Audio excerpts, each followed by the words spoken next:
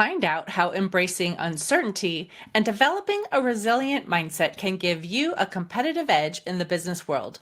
But what happens when uncertainty becomes overwhelming?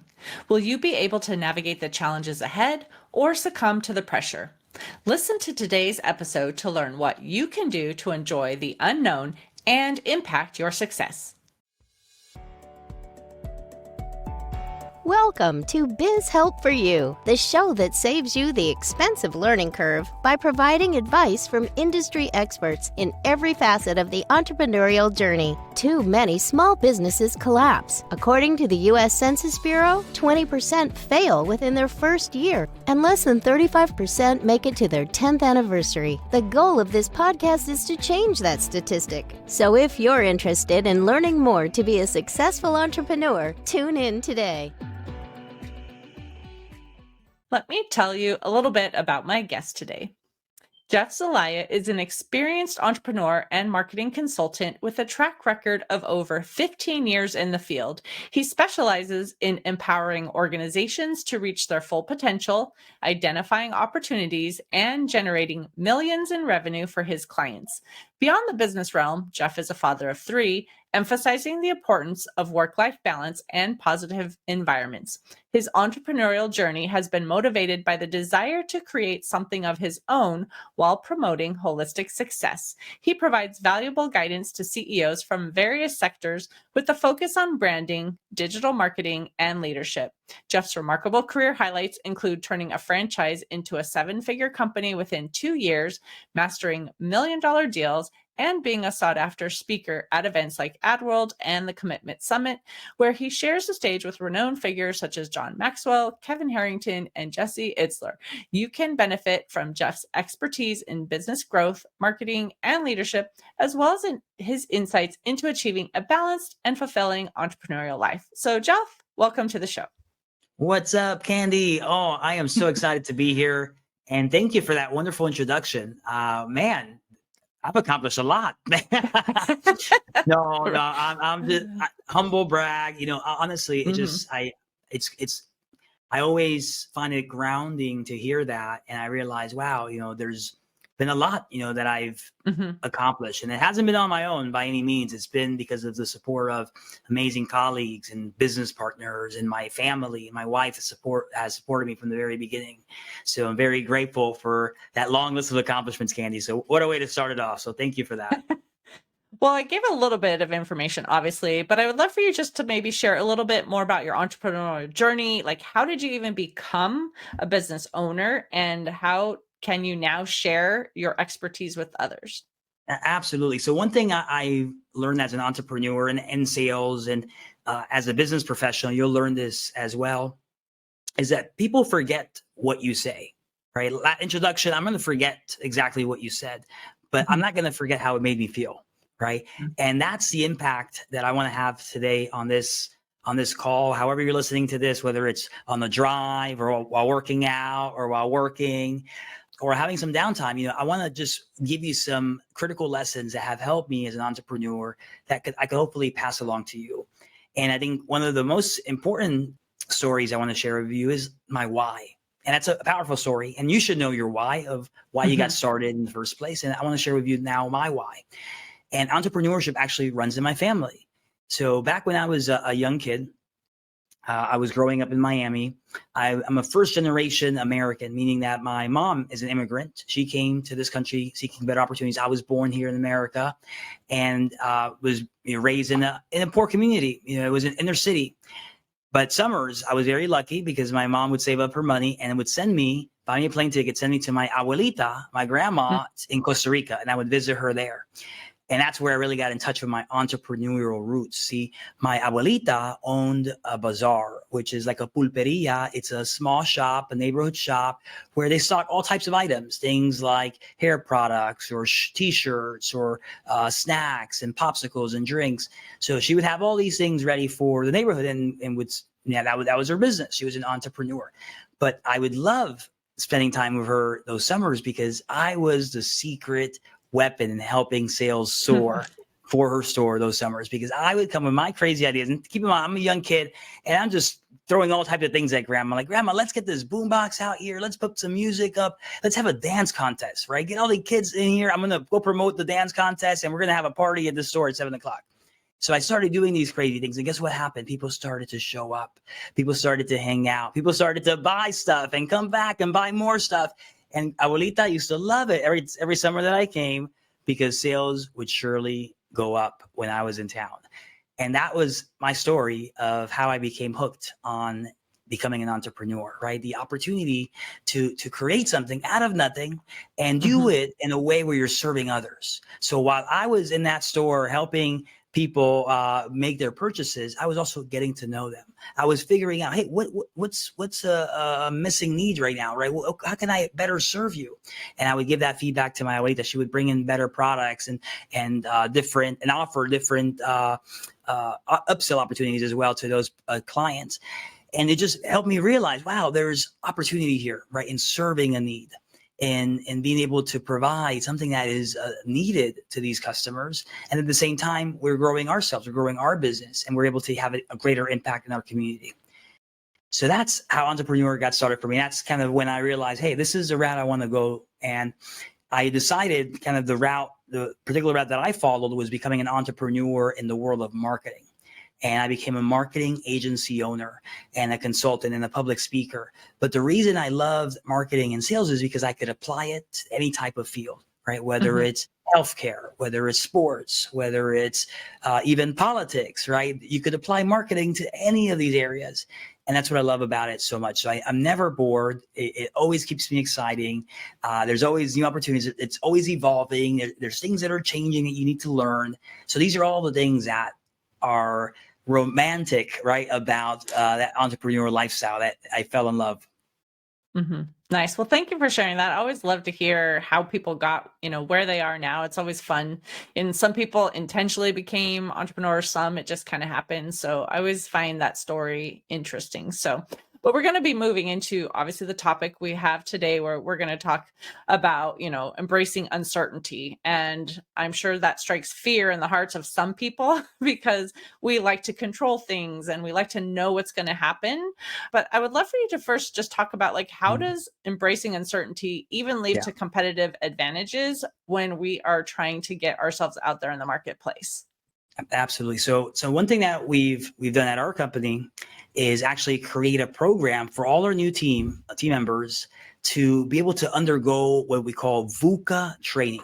So VUCA is an acronym that was first coined by the Marines back in the foundational days of the Marines.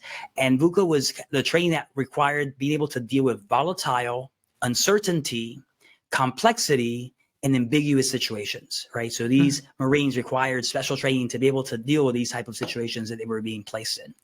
So our company took elements of those trainings and started applying it to our team members, right? How can we better create team members that are resilient, right? That could be put in any situation and they'll figure a way out, right? That they'll get it resolved.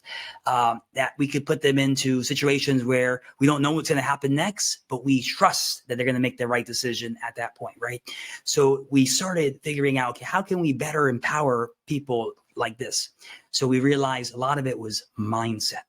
Mindset was a big key area of development for us at our company. Is how can we invest in our people to continue developing their mindset? So we have, we practice different, for example, breathing exercises that help us better clear out our mind and better focus on what's ahead of us, or dealing, a different breathing exercise that could also help us with bringing some peace to a situation that might be chaotic, right? Where we have maybe a customer that all of a sudden is really upset and angry. How do we use our VUCA training to be able to bring some peace into that moment where we're about to lose it, right? So these are all things that we train our team to be able to deal with VUCA training. So we have various exercises. It's everything from breathing exercises to meditation to even things like praying as a company, which I know sounds odd for some people out there, but something that we do at our company. We pray together, and that's helped us better center ourselves. We also focus a lot on family, right? So even though is complexity and there's things that aren't, are changing, let's focus on things that are always there for us, right? People that always have our back, right? And kind of making sure that we stay grounded. So there's, a lot of different things that we're doing to prepare our team to deal with complexity and uncertainty. I think the main thing is just developing their mindset and giving them the resources, giving them strategies, giving them techniques, certain tactics. So that way they're prepared. So when they're in that situation where they feel overwhelmed, or they feel like, oh my God, things are falling apart, or I don't know what's going to happen next, they could go back to that training and use those things that they learned to be able to get themselves in check, and then be able to then move on to the next step that they have to take. Well, and that sounds like great advice in terms of preparing your staff if something comes their way that they're not expecting. But someone might still be saying, well, I still don't understand how that helps me be competitive in the marketplace. Like, yes, now my staff isn't going to stress out, or they can be empowered to make decisions so they don't have to, ask higher ups or whatever. But like, tell me how that really translates into being competitive in the marketplace. Oh, yeah. So if you're doing it right, your client should be able to feel the effect, right? They should be able to have confidence that their account manager or their sales rep, wow, this person is different. They're calm, no matter what I'm throwing their way, like they seem to have it all together. They seem to have the answer. They seem to be collected. So that's a kind of culture or experience that we want to instill. I think that's the competitive advantage, right? It's sometimes not that's, you can't point to it. It's not the tangible stuff. It's the effect of dealing with people that are from that company, right? How do you feel? How are you being treated? So I think that is a competitive advantage. But also, looking deeper, we've dealt with situations like COVID, for example. Came out of nowhere, right? Shocked many businesses everywhere, right? I mean, you talked about uncertainty and complexity and all those stuff. That was everything mixed into one. We were able to get through that without having to lay anybody off, because we were prepared. We had that competitive advantage of people knowing, okay, we know what this is, right? We could go through this. We've been through worse, right? We survived that. Let's get through this. We know what to do. Let's rely on our training. Let's go back to the basics. So I think, a lot of it is, when you look at, what can you do, right? If you're in that situation, what can you do? You could always rely on your training. You could always fall back to your skill set, right? You could always go back to the stuff that and then that will help you overcome whatever it is that you have coming up in your day-to-day. Right. Well, and we know we all have different, like risk tolerances, right? Some people are very risk averse, and some people are like, let me throw caution to the wind, right? And let's just see what happens, right? So how do we kind of balance that? If we are a little bit more risk averse, how do we really start to embrace that uncertainty a little bit more? Or maybe if people just like throw caution to the wind and saying uncertainty is wonderful, but sometimes it really gets them into too much trouble, how do we really balance that? Oh, that happens so often in these discussions in our meetings. Marketers are very similar, right? We're always trying to push the edge, push the boundary, try something new, experiment. So that's part of our culture, right? We're never going to be complacent or stagnant or just relying on stuff that's worked and that's all we're doing. No, we're always trying to innovate and implement. So we're open to that.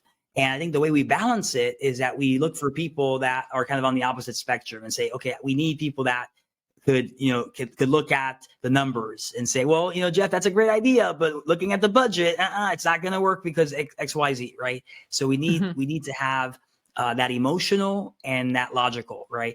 And people that are representing both of those aspects in the room to be able to have a productive conversation that's going to actually get us the result, the outcome that's going to lead to the result that we want. So I think that's, the key. And that's how we're, when we bring on people, we want people, not just everyone that thinks like us, right? Or that is just like us, right? We want diversity in thoughts, in risk, tolerance, right? In creativity. It's all right. We're all different and we all are playing a role, but are we balancing each other and helping each other develop and grow and see kind of all areas of their idea? Well, and I think that sounds great for someone who has a staff, especially if there's like many, staff members, like at least 5, 6, 7, Mhm. maybe, where you could really have this discussion and get a lot of feedback and kind of come to a consensus. But a lot of people are running their companies on their own. Maybe they don't have like any support team that's helping them. So what can you tell them about maybe getting some advisors around in a circle, that would support them? How do they find those people? Like, how do you recommend Yeah. them going about even beginning? So any business owner that's listening to this, you should not be alone. Don't do Mhm. this on your own. Entrepreneurship is already lonely as it is. So don't be by Right. yourself, right? You got to be hanging around other Mhm. entrepreneurs, people that are in the same journey that you are, because you're going to need to get inspired. You're going to need to do inspiration to sometimes to other people, Mhm. right? Help them out, cheer them up. Sometimes you want to hear kind of what's working, right? What's their wins and successes, and they're going to feed off each other. So you want to be around people that are on that same journey, that are pushing each other towards greatness.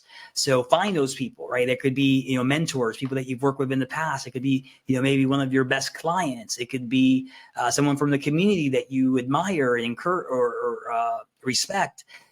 You could also join masterminds, right? There's different Mhm. masterminds that are designed for business owners where you're in a very uh, structured program to be able to help each other out.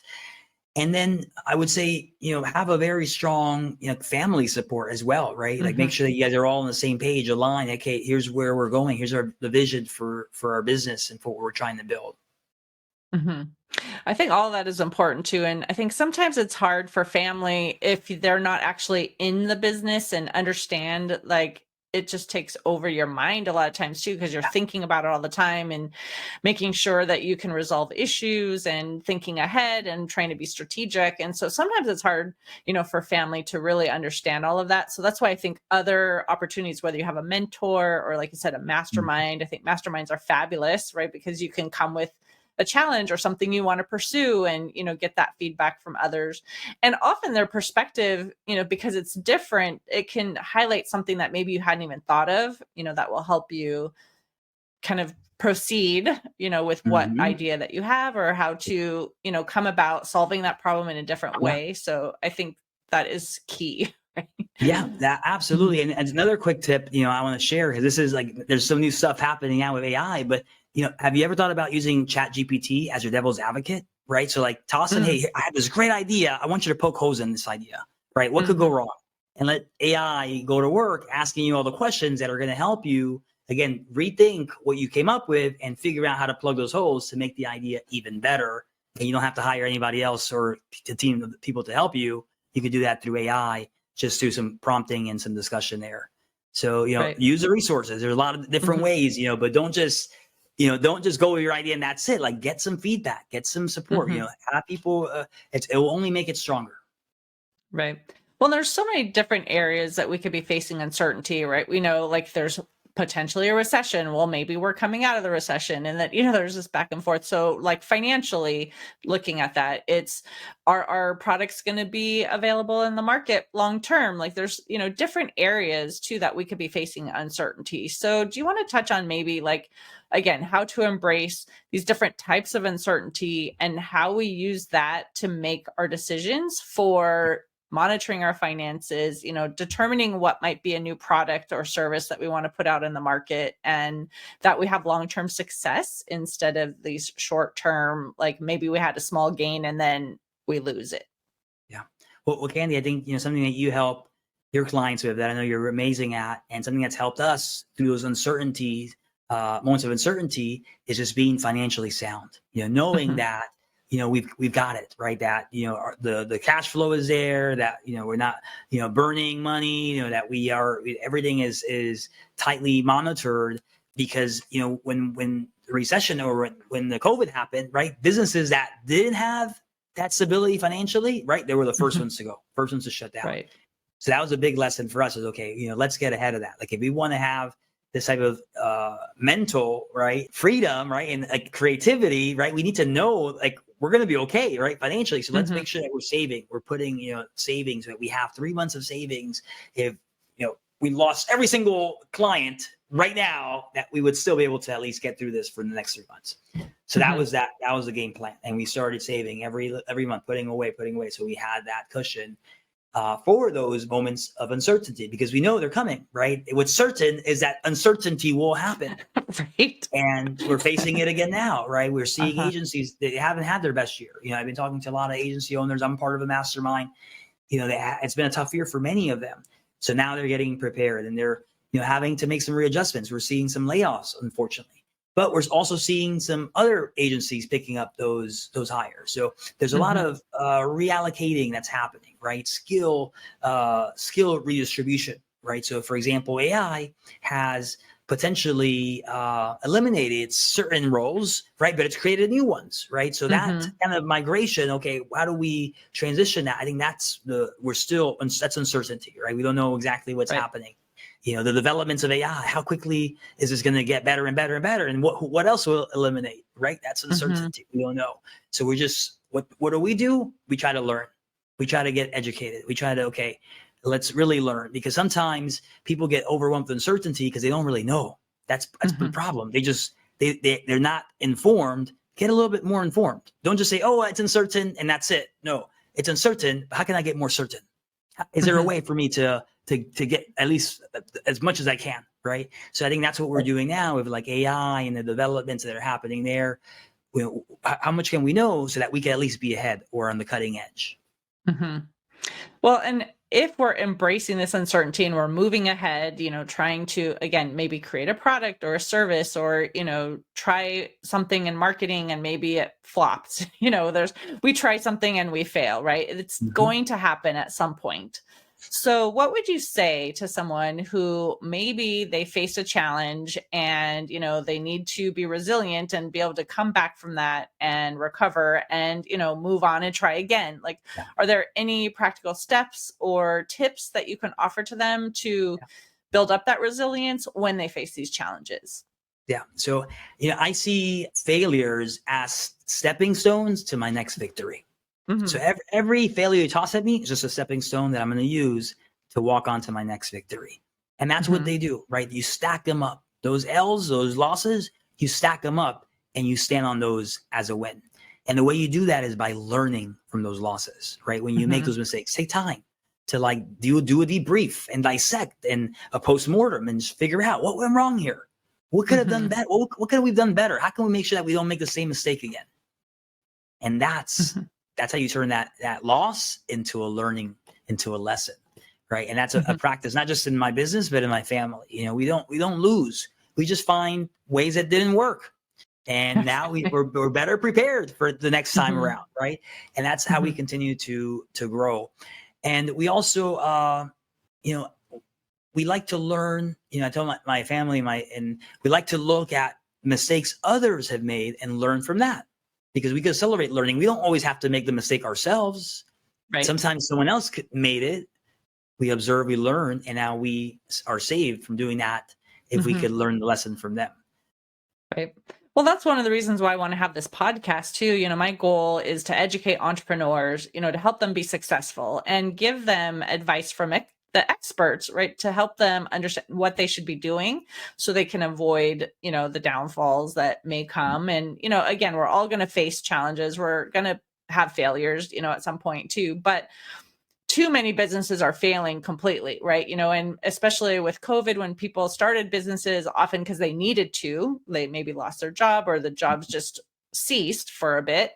So they got into business and they didn't know everything that they didn't know. And from statistics I saw recently, 50% of businesses that started during COVID have failed already, and that is a horrible statistic, And so that's why I'm here and why I'm interviewing people like you, really to share your expertise and give them that advice, because we can't make all the mistakes and learn from them ourselves. We have to have that information from others. Yeah.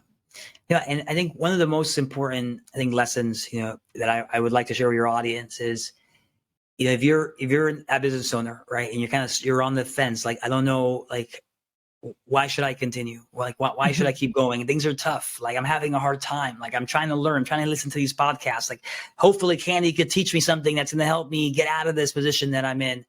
Here's the one piece of advice I want to give you. Remember why you started in the first place. Remember why you started in the first place. Because many people that I know started their business, they wanted that freedom. They didn't want to have a boss. They want to have to clock in. They They want to have to ask permission to go see their son and their daughter's recital, or because they're sick, they have to tell someone that if they could please take the day off. Mhm. That's why I started. I don't know why did you start?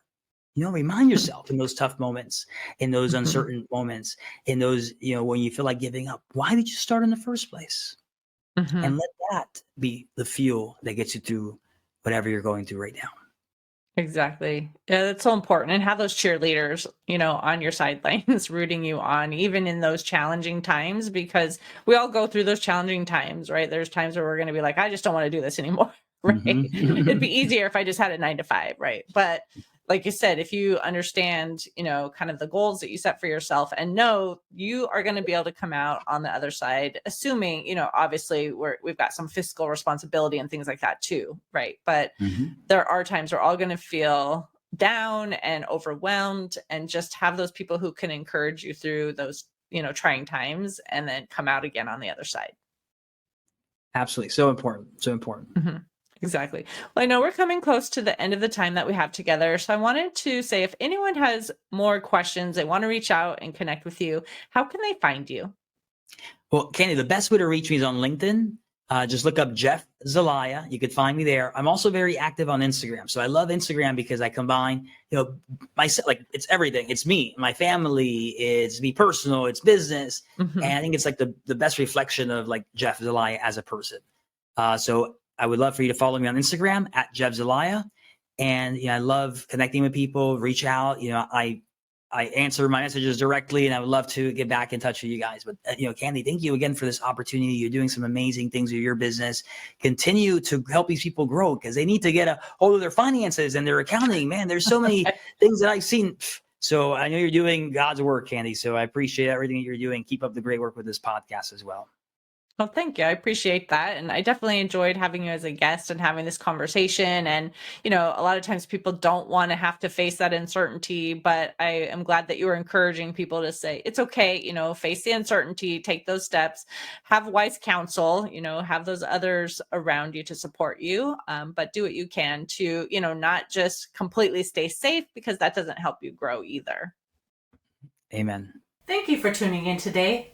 Would you please share this episode with those you know and leave a review on your favorite platform? And if you find our show informative, would you consider being a financial sponsor to help me continue my mission to educate business owners? A link is located in the episode description, and no amount is too small. I'd really appreciate your support. If you are interested in connecting with our guest and receiving the offer they had to share, a link to our resource page is in the show notes. Finally, if you have any bookkeeping or payroll needs, reach out to us at 310-534-5577 or contact@abandp.com. My team and I are eager to assist you. Until next time, have a great day. Thank you for listening to Biz Help For You. Please join your host, Candy Messer, again next time. Have a terrific day.